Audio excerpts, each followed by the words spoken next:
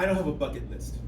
You know, the list of things that you think that you need to go off and do. I just don't have one. If there's something that I think that I want to do, I just go ahead and I just do it. And that is exactly what happened when my friend told me that she was going to be joining a rock climbing gym. She told me about what it was, and within just a couple of days, I was also in that same rock climbing gym.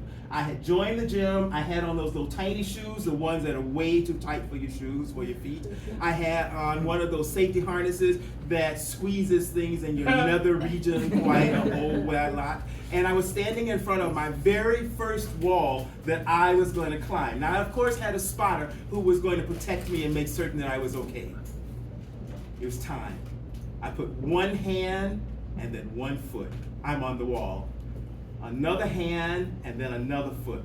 And I began to climb that way. One hand, one foot, one hand, one foot. And when I got about as high as I thought that I wanted to get on that very first climb, I called down to my spotter, let me down.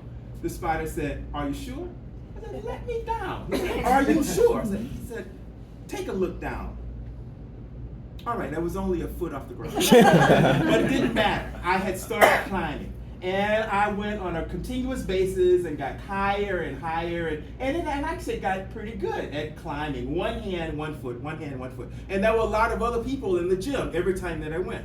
And then I went one time, and there were very few people in the gym. And I asked where were they, and said, well, the weather has changed, and people have started going outside. So, me too. I decided I'm going outside. And so now here I am, almost immediately in Conway, New Hampshire, and I am standing in front of the tallest wall in the world. It goes from way down here to way beyond the moon.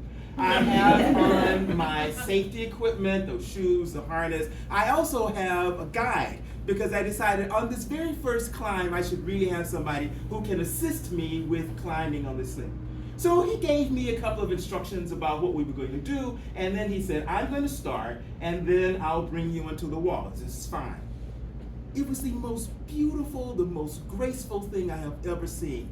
One hand, one foot. He was a ballet star. He was climbing up this thing, and it was beautiful the way that he just used one hand, one foot, one hand, one foot.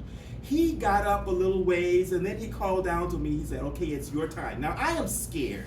It is the biggest wall. I know that I have a long ways to go. I am scared to be on this thing, so I clutch the wall. One hand, one foot. One hand, one foot, and I'm climbing, and it's hard, but I'm climbing, and you know, it's very different than being inside of the gym, but I'm climbing, and we climbed for, I don't know, it must have been like 2 hours. The next rally was about 20 minutes, but we climbed, and then he said, you know, I think it's time for us to stop and take a break.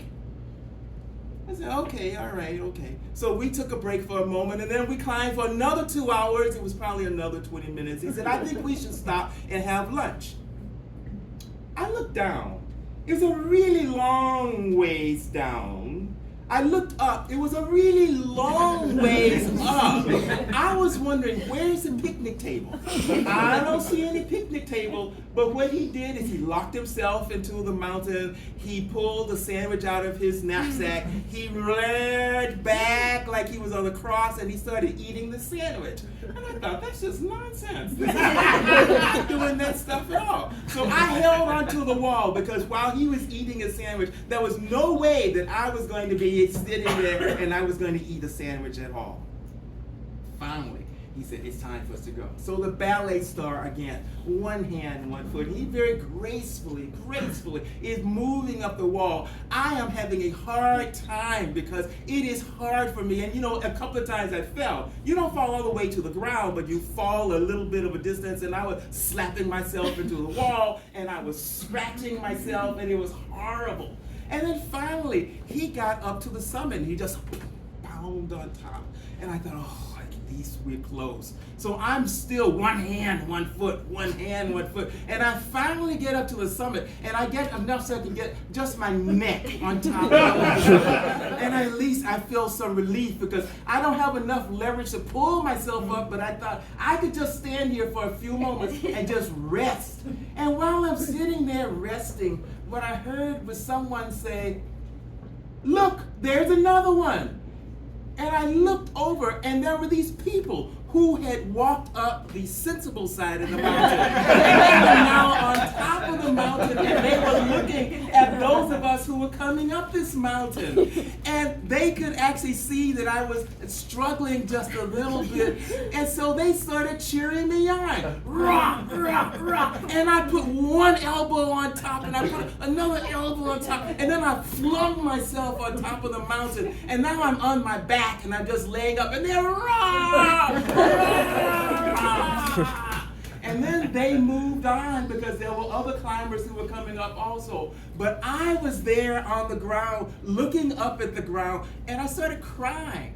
I cried harder than I have ever cried in my whole life. Not because I was scared, but because I actually did it. I actually came from way down there, way up here. And I also decided that moment, you know, if I ever have one of these moments where I decide there's something that I think I ought to do, it's going to be all right if I say no. And about as soon as I said that, I found myself thinking, you know, if I climb up this mountain, how about if I get an airplane and jump out of the airplane?